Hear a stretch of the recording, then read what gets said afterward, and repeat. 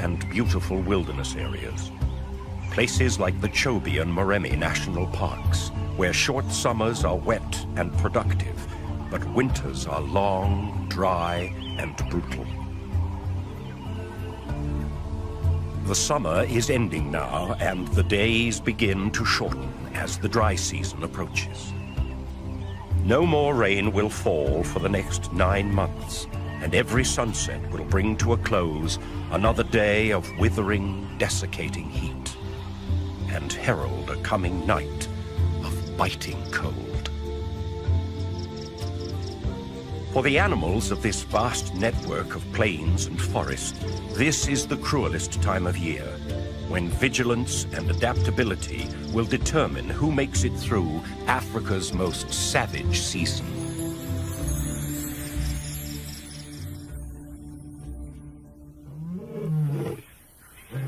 Every day is served up as a test of resilience for each different animal, as waterholes dry up and food becomes more and more scarce. Only the toughest individuals of the most resilient species will make it to the other side of this harsh test. Most animals will move away to seek sustenance and water near the mighty rivers of the north. Zebra and buffalo begin to leave as resources dwindle and the hot breath of the dry season begins to wither all before it.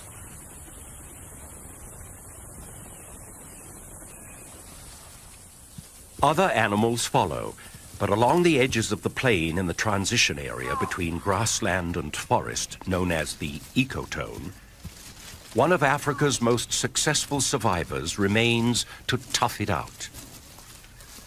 The graceful and resourceful impala. The beauty and seeming frailty of these timid antelopes belies an ability to survive not only the adverse elements, but also a constant and savage onslaught from every predator that shares their world.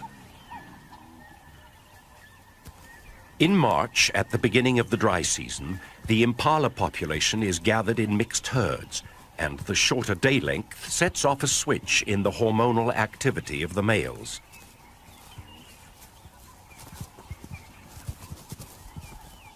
They begin to respond to the ageless pressure of nature that drives species to procreate and become increasingly intolerant of one another in herds and at gathering places.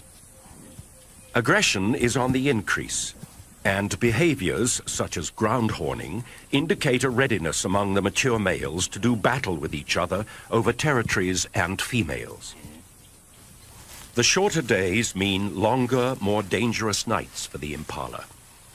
This is when they are at their most vulnerable to the legion of predators that hunt in the dark of the night.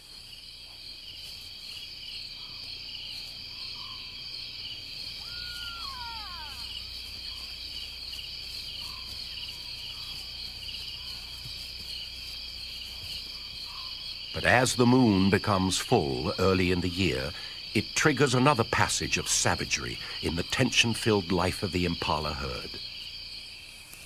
The yearly ritual known as the rut.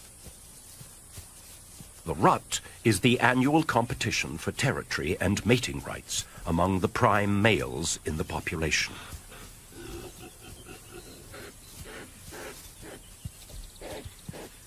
The mature males are in peak condition at the start of the rut.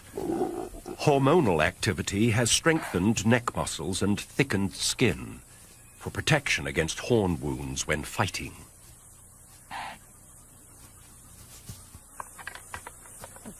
Fights at first are limited to bouts of light sparring and horn twisting.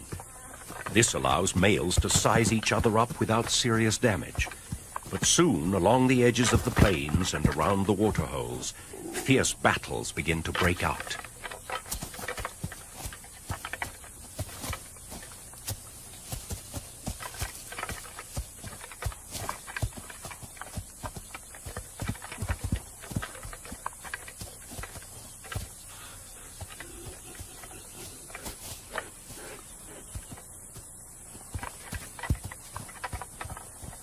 These are normally quickly settled, and the vanquished male surrenders as gracefully as possible. But sometimes the safety line of ritualized combat is crossed, and injury results. Unlike deer, whose antlers are seasonal, antelopes have permanent horns, and once broken, they will never grow back. Males who lose a horn at best will never have an opportunity of breeding, but often this spells a worse fate. Horns broken off at the base can cause an infection in the soft tissue of the head, and a slow and painful demise usually results.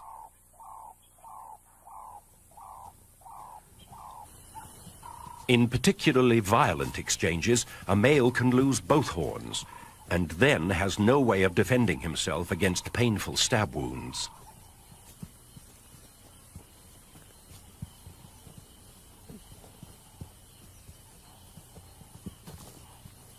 Sometimes, even both horns cannot protect the unwary combatant from a cruel twist of fate. This male, ambushed from behind while engaged in combat, had a horn driven deep into his body cavity. A wound such as this is the end of the line, and death is not far off.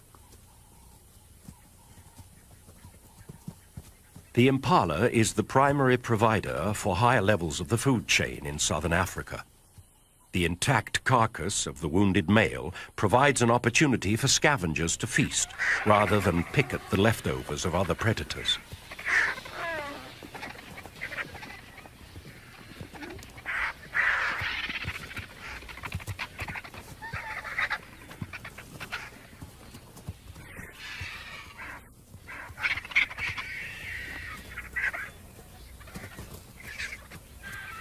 This is just the beginning of the violent month of the rut, when the process of natural selection can be seen in action as weaker males are removed from the gene pool.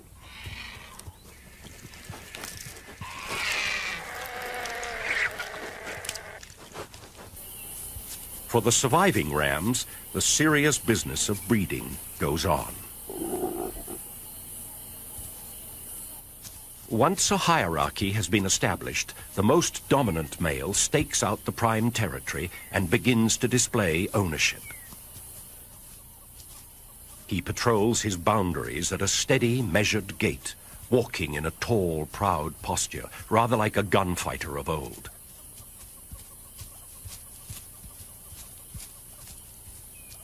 When an intruder is detected, he stops, draws himself up, and stares steadily at whoever is foolish enough to challenge him. Interloping males are chased until they are forced off the territory, usually right into the next dominant male's line of fire.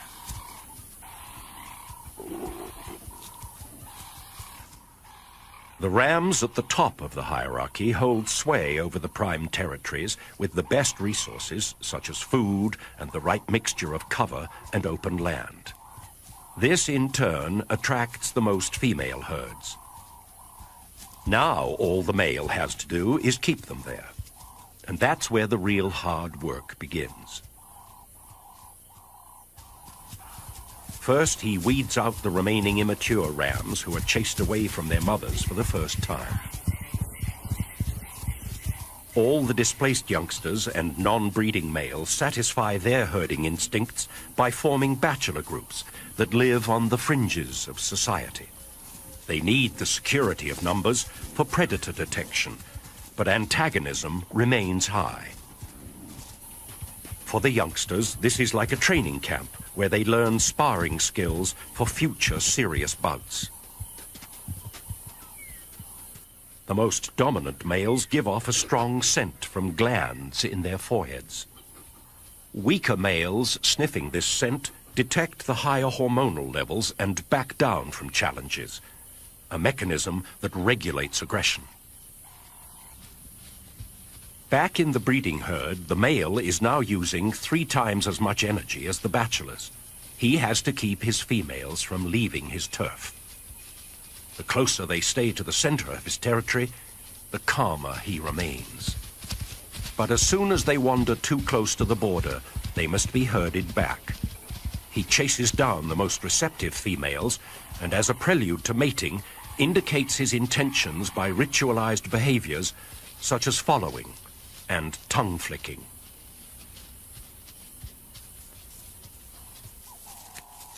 In between mating, he has his boundaries to keep and marks his territory by rubbing a secretion from his forehead glands on surrounding vegetation.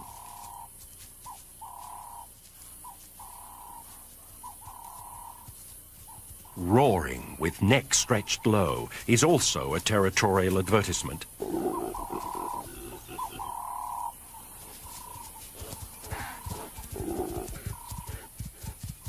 The dominant male of the herd is now being stretched to his limits. Not only must he mate as often as he can and repel sneak raids from amorous males in the surrounding bachelor herds, but he has to herd his females all day long.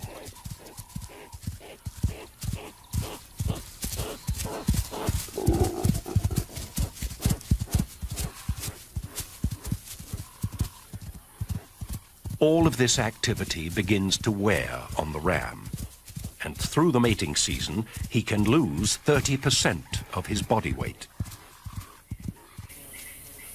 He also loses the edge that is the impala's only line between survival and disaster. And at this time of year, the predators begin to target the noisy and conspicuous males. A female cheetah with almost full-grown cubs has part of her territory in the impala herd's area. Attracted by the sounds of the rutting rams, she moves towards the edge of the plains under the watchful eye of some giraffe.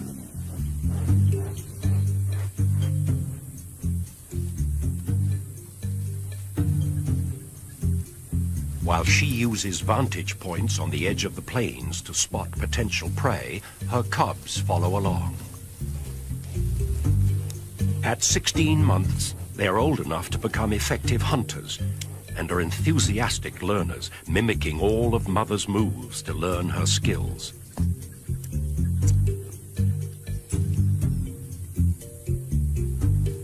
She uses a dead tree to detect the herd's position and quickly moves off to begin the stalk.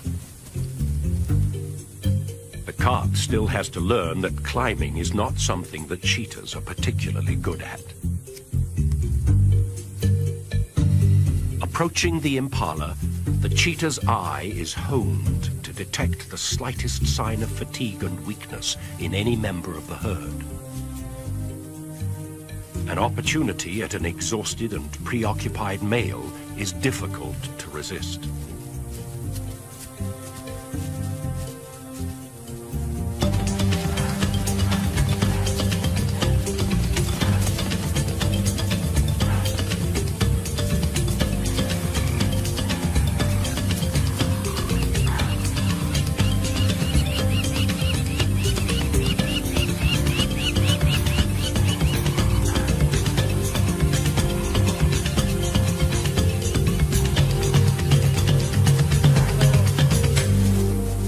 The swift strike of the cheetah catches the male totally by surprise.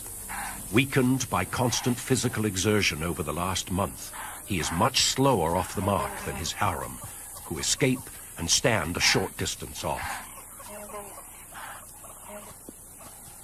Cheetah rely on the speed of the chase to exhaust their prey, which they then quickly suffocate by cutting off air with a throat bite.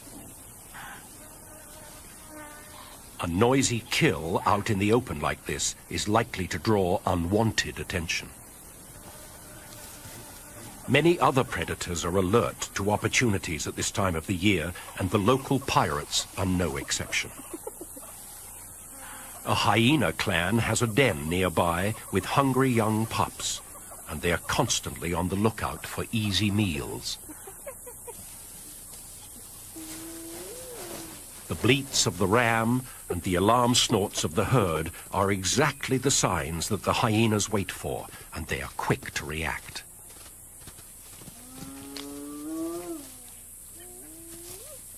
All three cheetah are no match for the brute strength of a hyena.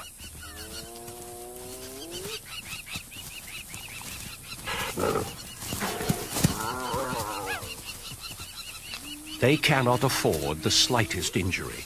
A mere broken toe would throw off their fine-tuning and affect hunting success. So the family grudgingly backs down.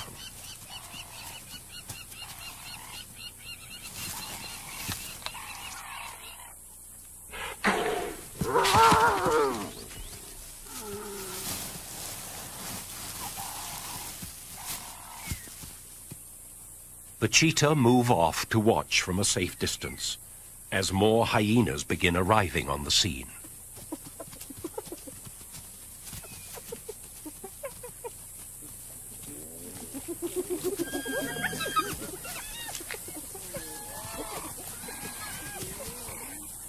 It's better to hunt again than to risk a brawl with nature's most ruthless gang members.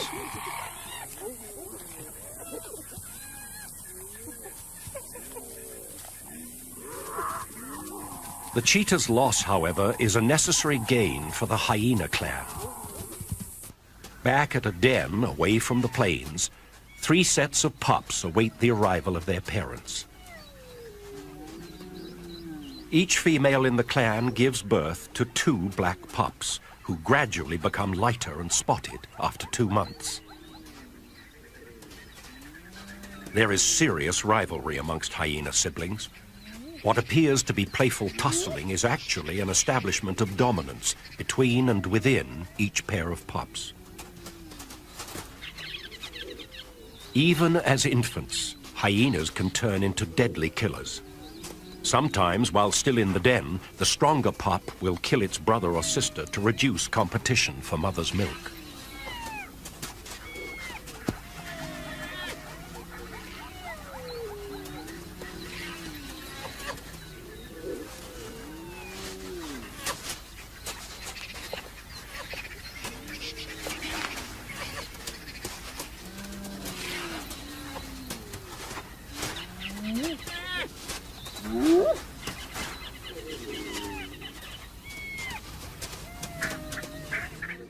The dry season is now moving into its 3rd month, and things are getting tougher for the impala and many other species of the plains.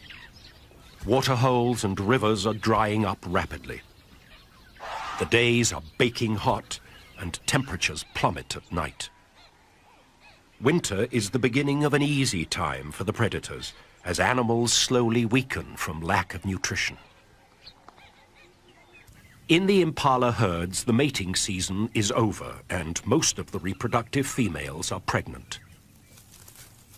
Impalas have a gestation period of 7 months, but the females can extend this if the first rains are late. Unfortunately for them, this puts them under the most nutritional demand through the toughest time of the year. It's no longer the males who are under attack, but the pregnant females that are most vulnerable. And they now come under the closest scrutiny from predators. This lioness would normally not be stalking impala in the heat of the day, but because the females are pregnant and slower, her chances of catching one are good.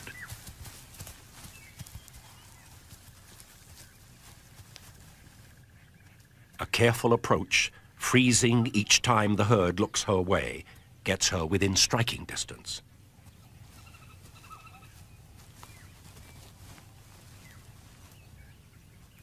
Within a few months, it would have been worth an attempt. But for now, the impala are probably still too fast, and she lets them go. One of the keys to the impala's success during the savage season is the ability to switch feeding habits. Most other antelope that share habitat with the impalas are specialized in only one form of foraging. The wildebeest, for example, feeds on grasses of a certain height and quality. During the dry months, when that kind of food is no longer available and water is scarce, they move in large numbers away from the degrading grasslands. kudu also come under feeding pressure in the dry season, although they can survive without having to migrate. They are specialized leaf eaters, or browsers, and feed on bushes and trees on the edge of the plains.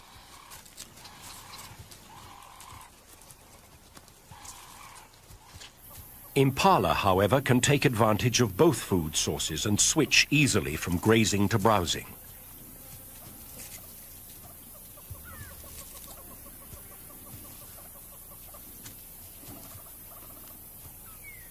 They have the ability to eat fallen leaves when outcompeted by other browsers, and can even resort to digging for underground chutes in dried-up waterholes.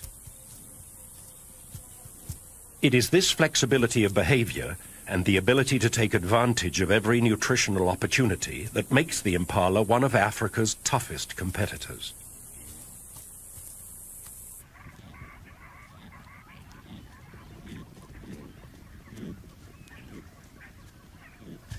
Deep into the dry months, some species of acacia tree come into full bloom, attracting the attention of troops of baboons. They climb to the top of the trees and feed on the nutritious shoots and nectar-filled flowers.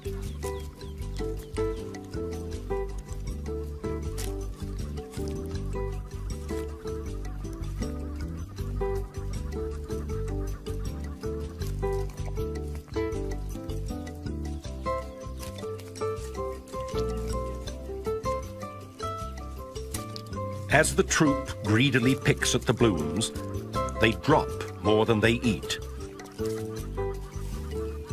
Impalas know this and once again are on hand to take advantage. They move in under the trees and help themselves to a great protein boost during this lean time.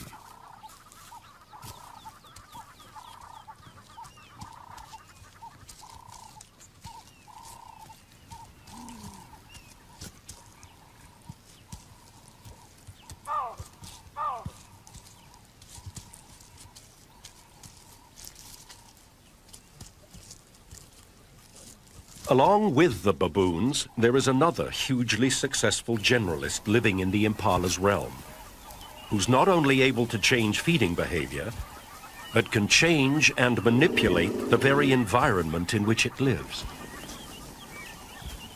Elephants feed along the ecotone during the dry months, reaching for the foliage they need to fuel their 6-ton bodies.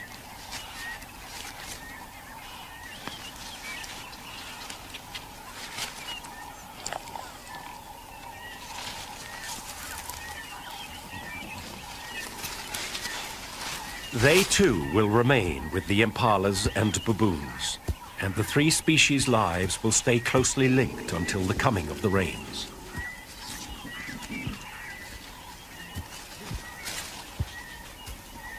These giants have a fascinating method of harvesting a food source, directly available to no other species: the pods of the camel thorn tree, Acacia albida.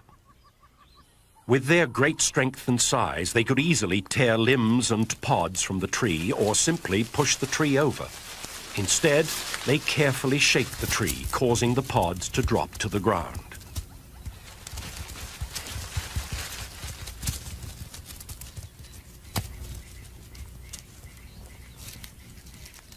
They then use that ultimate feeding tool, the trunk, to deftly gather the rich morsels in a delicate grasp and pop them into a cavernous mouth.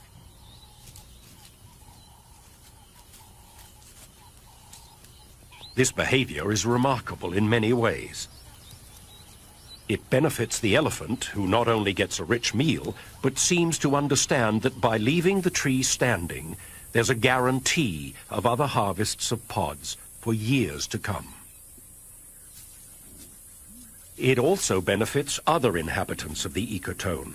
And once again, the first to move in are the impala. Their teeth and jaws are not at all suited to chewing and swallowing pods, but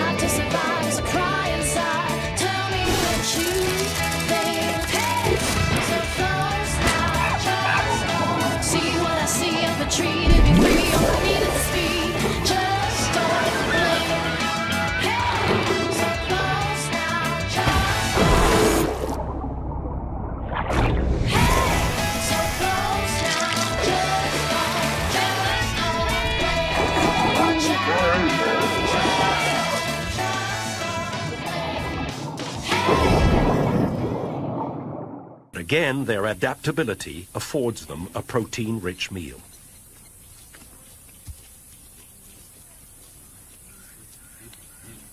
Others also arrive to take part in the feast.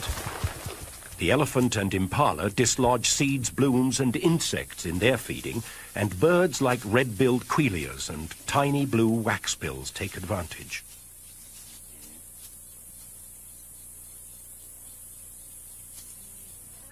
During these harsh times, resourcefulness becomes the key to survival. And again, it's the ability to change feeding behavior that helps individuals make it.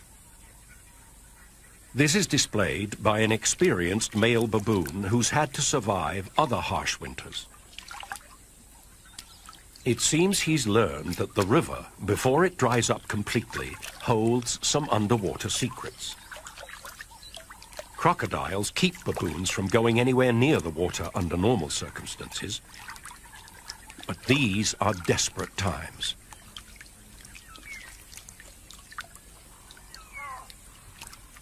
It's hard to understand how a behavior so foreign to this animal could have evolved. But with remarkable skill, he feels for the underground bulb of a water lily and removes it to safety.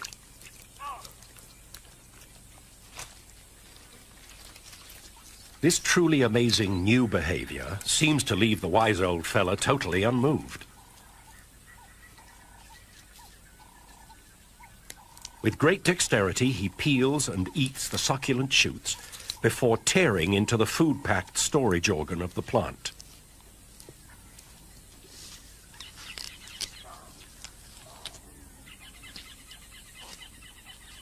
Some animals have the ability to easily relocate to more permanent waterways during the dry months. A resident fish eagle could fly to the nearest permanent river in less than a day. He's a highly specialized hunter of fish and amphibians, with huge talons adapted to the grasping and holding of slippery, wriggling prey. With the drying of the waterways, his continued presence here is somewhat of a mystery. The answer is, once again, in the ability to make a slight change in behavior. An alternative source of food has become available. Thousands of turtle doves fly in from miles around to drink at the last remaining water. All the fish eagle must do is adjust from prey that swims to prey that flies.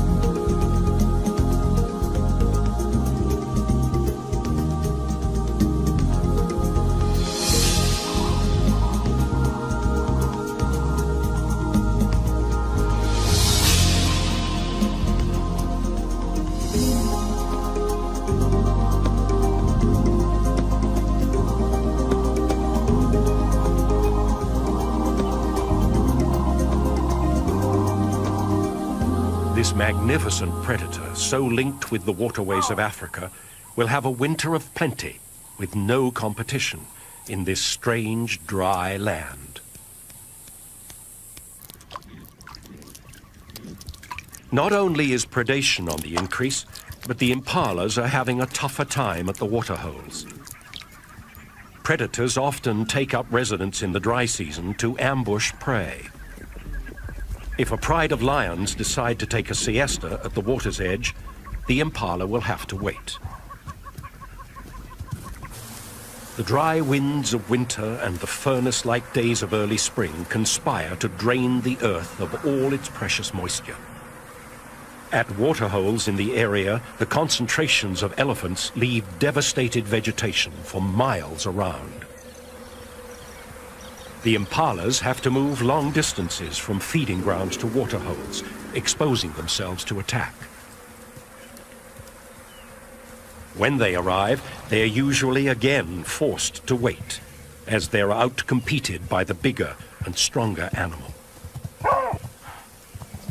It seems things could not get tougher for the resident impala herds, but they do. Impala make up more than half of the diet of wild dogs, and with uncanny timing, this pack is moving into the area to find a den for the arrival of new pups.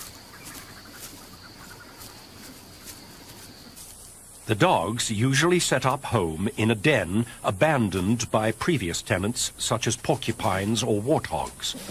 And the first order of business is to expand and modify the tunnels.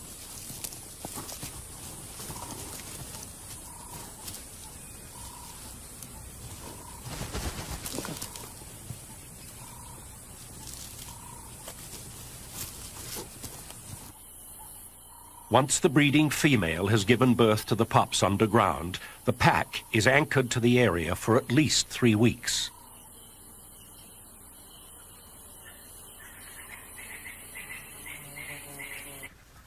They set up territory in the area by scent marking at established marking spots around the edge of the plains.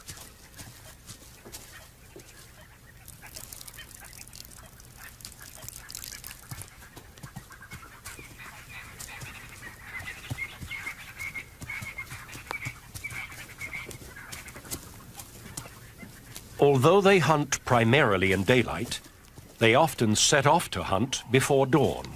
And while they're in the area, they work mostly along the ecotone in the territory of the impala. This is Africa's most efficient social predator. Once they have selected a target and stalked close enough, they seldom miss their intended quarry.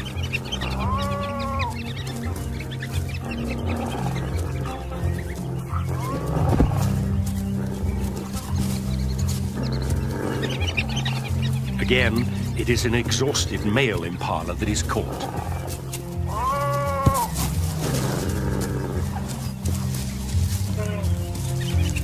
With a method of killing that appears cruel, dogs are much maligned as vicious, unfeeling brutes. But they kill quickly and share the spoils evenly among themselves.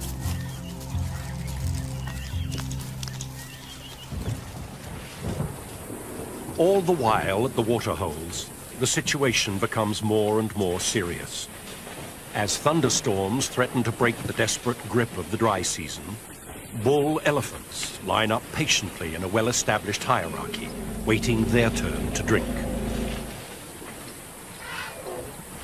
This is an organized rotation of dominant individuals and small groups of allies, sometimes standing 50 deep, waiting hours for their turn.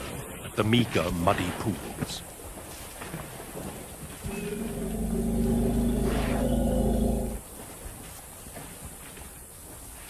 The female herds with their babies are much more anxious about traveling across open areas and drinking at the waterholes. This year, the herds are under extra stress. The distances they have to travel daily between feeding grounds and water has been made even greater by a huge fire that has swept through the northern part of Botswana. They're tired and edgy, and there is an undercurrent of thinly suppressed panic in the nervous herds. Quite often, 2 or 3 breeding groups move in together, causing confusion at the waterhole. The old matriarchs and mothers keep their young under careful surveillance, never letting them get more than a trunk length away. They have carried their babies in pregnancy for nearly 2 years, and the bond between mother and calf is so powerful that it will last their entire lives. A young bull calf, barely 2 months old, arrives with the group. His back is freshly caked with mud where his mother has bathed him to prevent sunburn.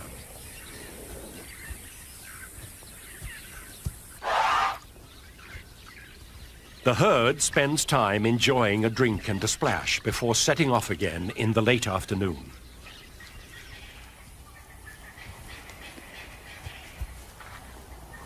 The walk back to the feeding grounds will be challenging. as the hot winds of October blow up a dust storm that will rage through the night.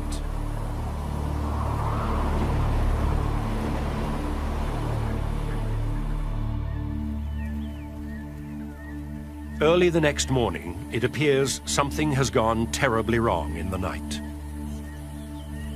The young calf with the muddy back has somehow become separated from his herd in the dust and darkness, and now he finds himself utterly and desperately alone.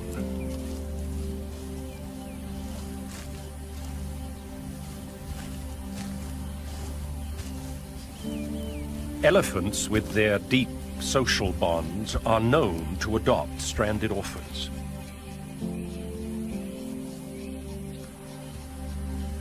If he can attach himself to other elephants or find his own herd very soon, he stands a good chance of survival.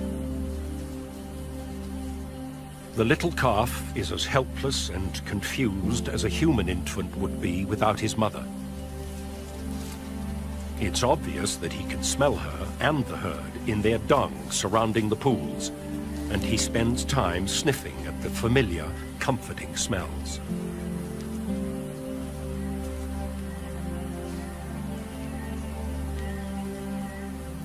He also picks up the scent of elephants on the trees where they have rubbed themselves after mud bathing.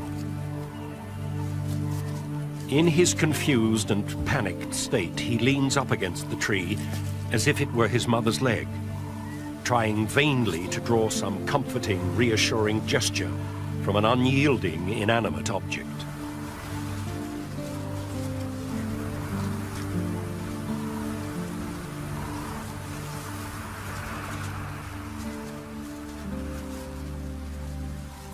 After his first hours alone, help arrives in the form of a few huge elephant bulls.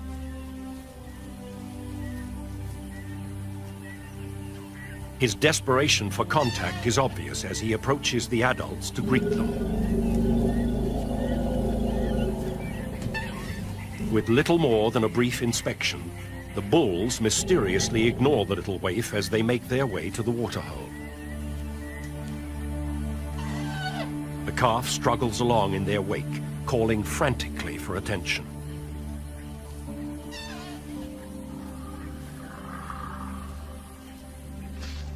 The calf is still totally dependent on milk. He can't even drink water for himself, and as the temperature steadily rises into the hundreds, he becomes more and more thirsty.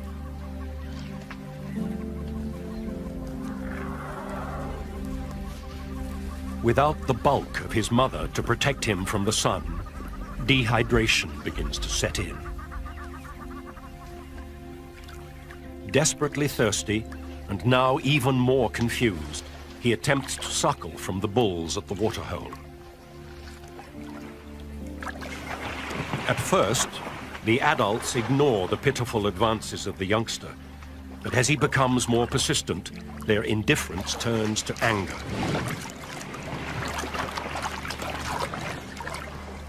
In the water, he is repeatedly kicked by one of the bulls. The blows from such a huge animal to the soft young head obviously stun and damage him.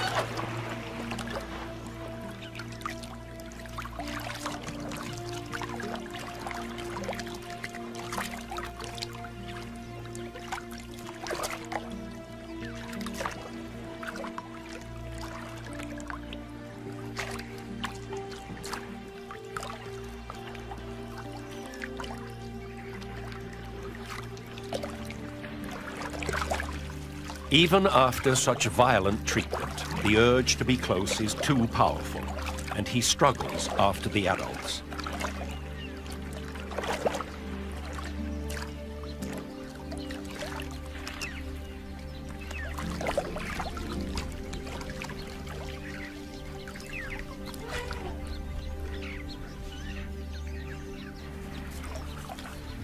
Like an abused child, he knows nothing else to do but follow and keep trying to make a friend.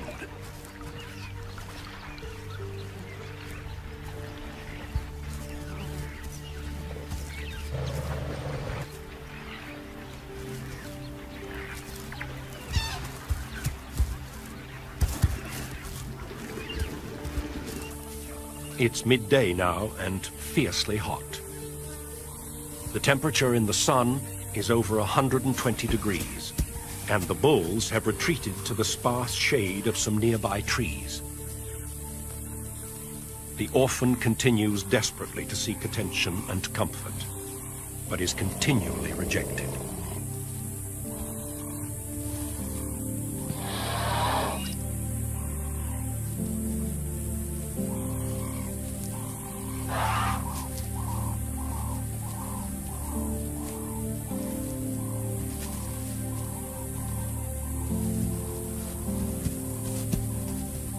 His utter confusion and lack of understanding of what is happening to him is obvious. He spends the hottest part of the day dejectedly circling the herd in the baking sun.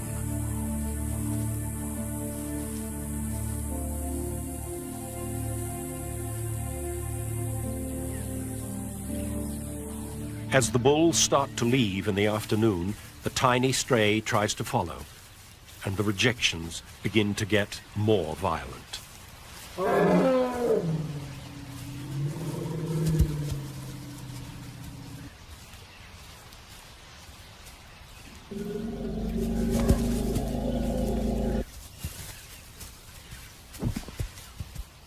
This aggressive behavior is highly unusual, considering the gentle and tender nature of elephant social life.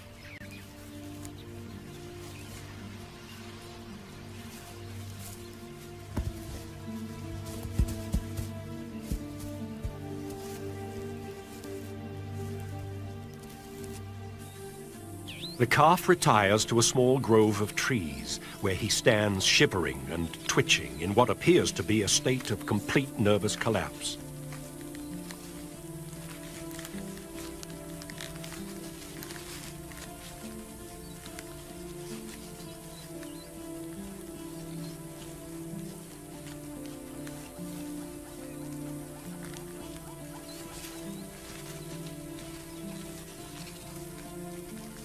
The resilience of this little beast, however, is remarkable, and his will to live drives him back out into the open.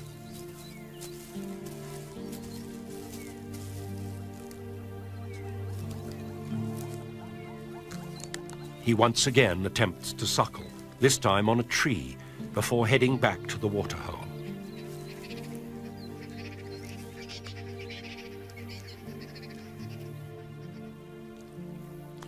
Having collapsed at the edge, he barely manages to drag himself into the mud.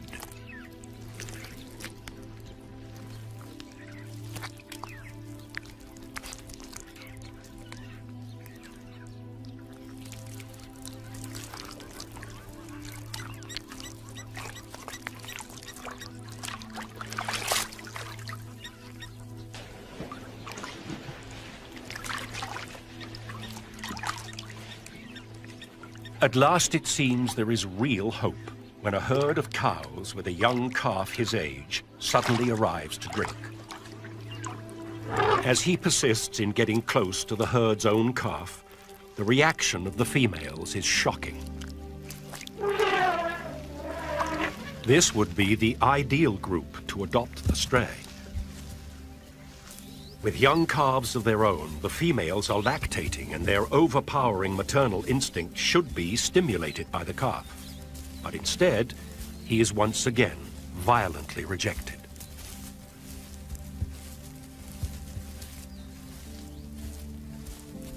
With remarkable tenacity, he keeps following.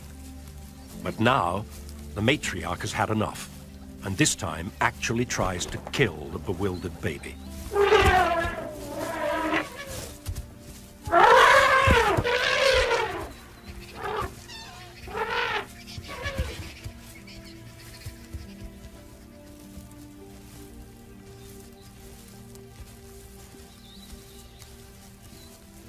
It's obvious that something is dramatically wrong.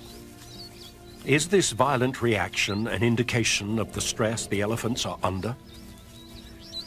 Can the females simply not afford the energy to adopt the youngster because this year's meager resources are barely enough to raise their own offspring? Is there something physically wrong with the baby? that the other animals can sense and want to avoid.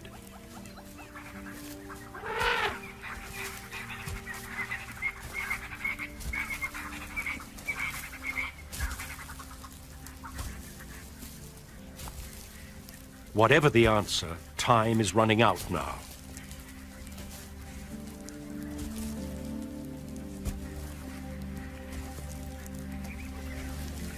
As the sun sets, the final act in this desperate tragedy of a day begins to unfold.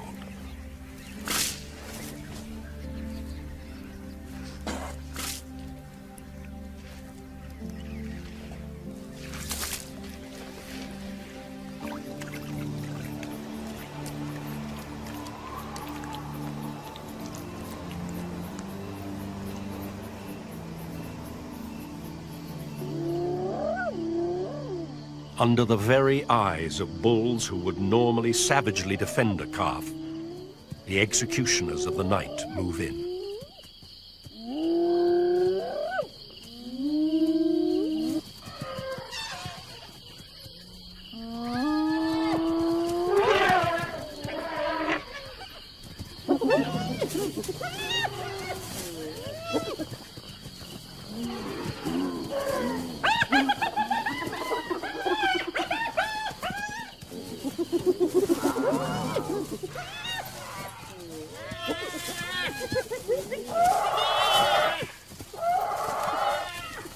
Although his death is violent and brutal, it is merciful at the same time.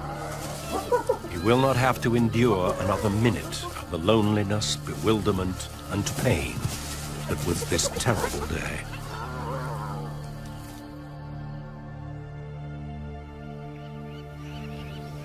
Dawn at the waterhole shows no evidence of the previous day's events. Life in Africa goes on with a ceaseless, uninterrupted rhythm. Every event has its place and fits seamlessly into the flow of days and nights.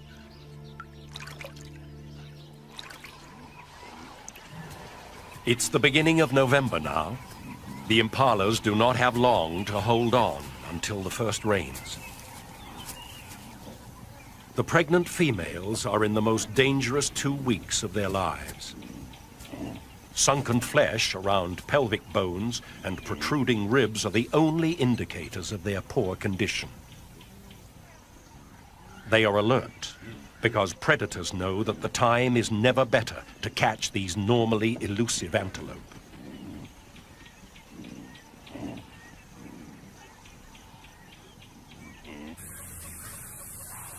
Still, the most dangerous time for them is the trip back to the plains.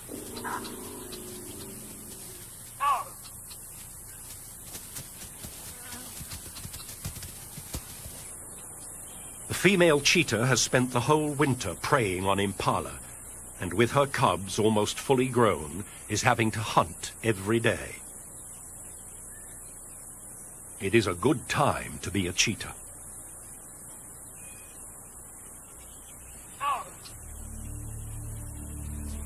Through the season, the cheetahs have lost over 70% of their kills to the hyena, so the female has changed her behavior.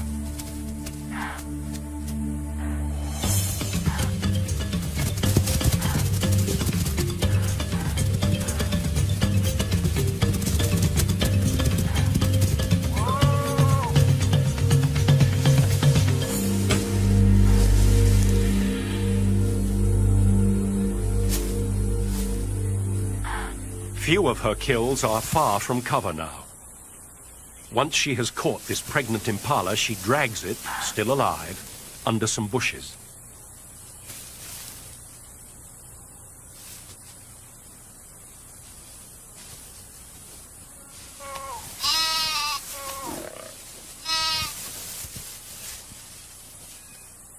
The cubs are learning to kill, but the noise may attract the hyenas again, so she swiftly dispatches it. Every day now is critical. The rains are almost here. Female impalas have the incredible ability to delay giving birth for up to 2 weeks. They then produce all the lambs in the herd within a few days of each other, providing safety in numbers. Invariably, though, females who mated first in the season can't hold on, and there are early arrivals. The hunters of the plains know that these youngsters represent an easy meal. With pups of their own to feed, the wild dogs are targeting the babies. Once the herd is panicked, the babies are on their own. It's just a matter of running them down.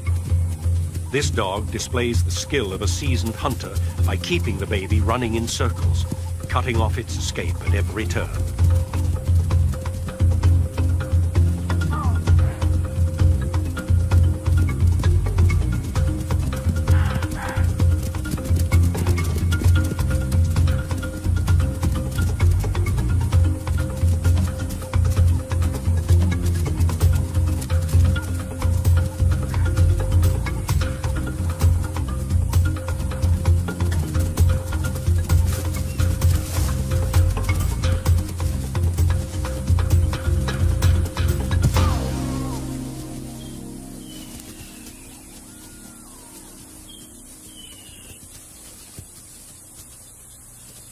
The pack will probably kill most of the early babies, but the herd is almost out of danger.